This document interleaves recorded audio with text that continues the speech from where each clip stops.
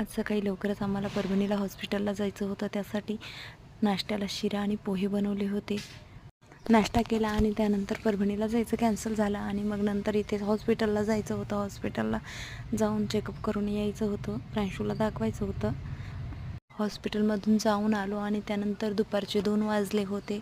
घरी आलो, जेवण वगैरे केले. जेवण झाल्याच्यानंतर जे मॉलमधून सामान आणलं होतं तेही व्यवस्थित भरायचं होतं आणि पार्कची मस्ती चालू होती. त्यानंतर सामान लगेचच काढलं आणि व्यवस्थित असं भरून ठेवायला घेतलं. एक एक बाहेर काढलं. त्यानंतर सर्व सामान एक एक करून डब्यामध्ये भरून घेतलं.